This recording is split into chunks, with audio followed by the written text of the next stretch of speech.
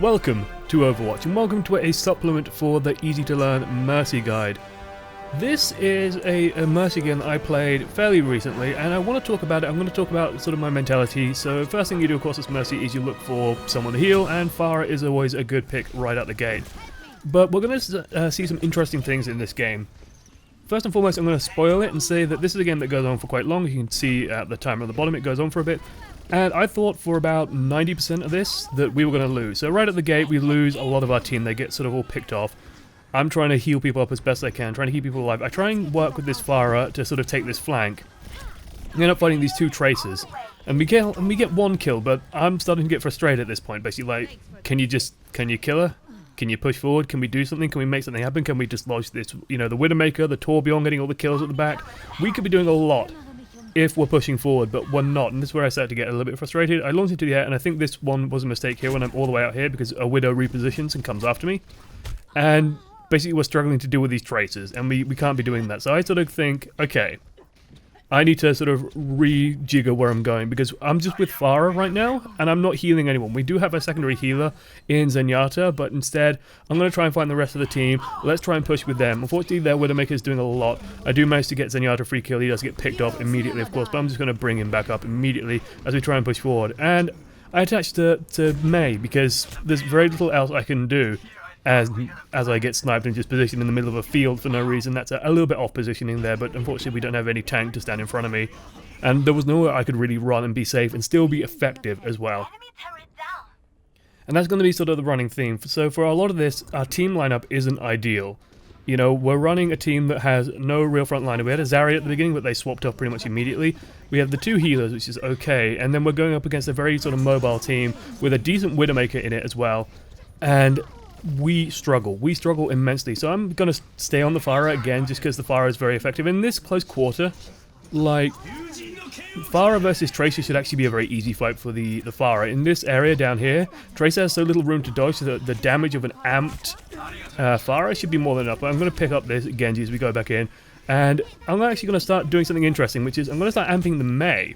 Now that sounds a bit weird because Mei's killing power isn't quick anyway, but Mei's at least getting damage out there, and it's reliable damage. This is something I generally look for when I'm playing Mercy, is reliable damage. If the Widowmaker, for example, is struggling to land kills, I'm not going to be amping them.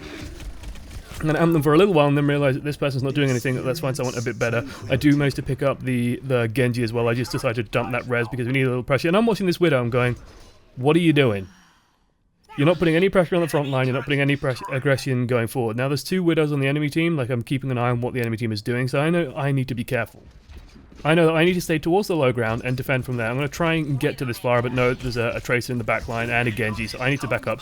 And here comes Mei to save the day. And again, this is why I start sticking on Mei, because Mei can protect me from the flankers somewhat. She can try and keep me alive, try and keep me going as I keep her healed up, or keep her damage down, help her finish people off a little bit quicker.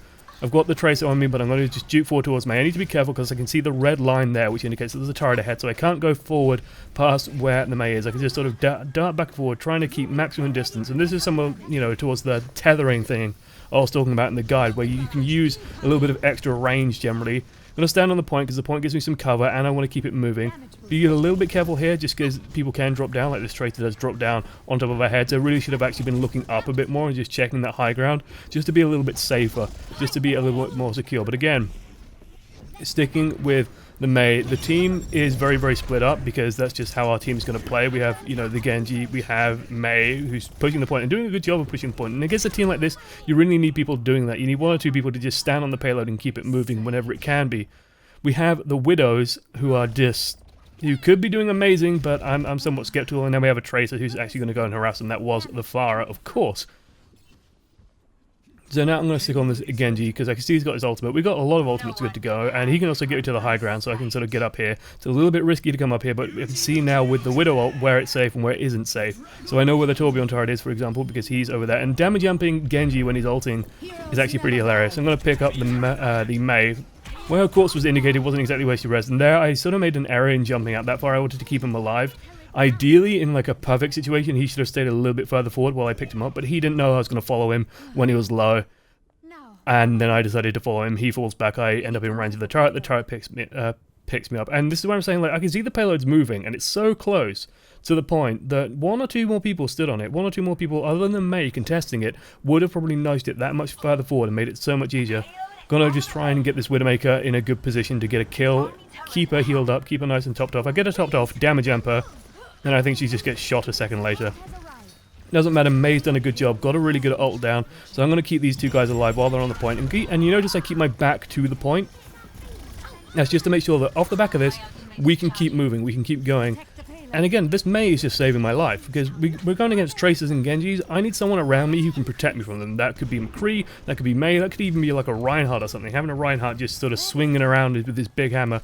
Now for some reason that I will never fathom, the Widowmaker drops down, which is a big mistake. Luckily he does actually manage to pick up the kill, but here we're going to really start having problems, because pushing in through this hangar door is actually very difficult. If you don't have a good team, this is one of the hardest chokes to push through, because you basically got 4 small doors that can all be covered relatively easily by people stood on the shuttle, people in control of that shuttle area. When the gate closes, you've got to have like a front line, and we don't have a front line. We stall here for a considerable amount of time. So I'm watching and I'm flicking through. Everyone is low. The Widowmaker says, you know, sorry, I tried to kill them. Fair enough. But right now, like, that Widow just ran out. She shouldn't be able to do that. She shouldn't be able to run out and get to our backline that easily. I've got a Tracer on me again, managed to dodge the ult. Gonna get on our Tracer, put a damage amp on her. Hopefully she can get a bit of damage from that. I would have liked if that Genji stayed back a little bit just so I can go up to the safety of the high ground, so I'm not gonna get killed by Tracer down here, because with Tracer, you want to have vertical height. It's not so good against Genji, it's bad against Widow, but against the Tracer, vertical height is very, very important. And I can see that the May is pushing, so I'm just gonna pick May up, try and get her on the payload, because I want that payload pushing and pushing and pushing and pushing. And the May's even saying, where's my bros at? Where is everyone? And the answer is, everyone is everywhere, because we have 2 Widowmakers who are just standing at the back shooting and getting killed by their Widow, which is a bad sign. And we have the flanking pieces that are just being a bit ineffectual. They can't really play around the turret very well, and so they're kind of stalling out a lot. I'm going to pick up this Widow, and I think this is where, like, I pick her up, I heal her up again, so she takes a bunch of damage, going to bring her back up, and then boom, headshot, because she stood in the doorway for some reason. And I can hear the Tracer coming, so I'm going to put some damage on her, try and get the kill. No, she was so low, she's on about 15 hit points then, but do manage to take her down to half again. Someone saying, we have no tank, so it's GG, said Genji.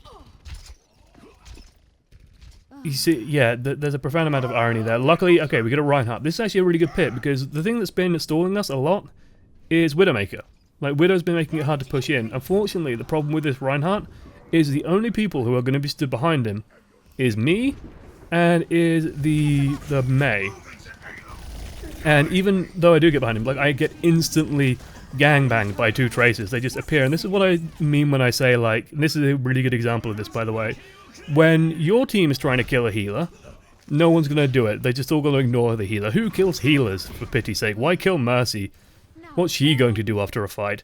When it's the enemy team, they're going to hunt you down ruthlessly, and these 2 Tracers and the Widow do a really good job of sort of picking me off. This is also what I mean by it's important to understand sort of 2 versus 1, 2 versus 0 situations. There was some excellent feedback on the guide saying that I didn't go into sort of what to do in a team fight enough, but there are many situations in Overwatch where you'll have matches like these, and understanding how to act in the 2 versus 1 is super important for efficient Mercy play, not necessarily safe Mercy play or the safest Mercy play, but the efficient Mercy play, and I like trying to promote that. I also think that people just need encouragement a bit to come out their shell, use the damage amp a little bit more. Now, as you can see, 10 seconds remaining. Now, as Mercy, I have ultimate. And as Mercy, the best thing you can do in a situation like this is all die in one place, and luckily the team actually decides to get its shit together, and everyone runs for the point, which lets me do this. And suddenly we have the entire team in one place, all pushing together, and holy shit, it's a Christmas miracle. We just all stand on the point, push forward, and cap it. And at this moment, I'm just, like, overjoyed, because I just saved the goddamn game there.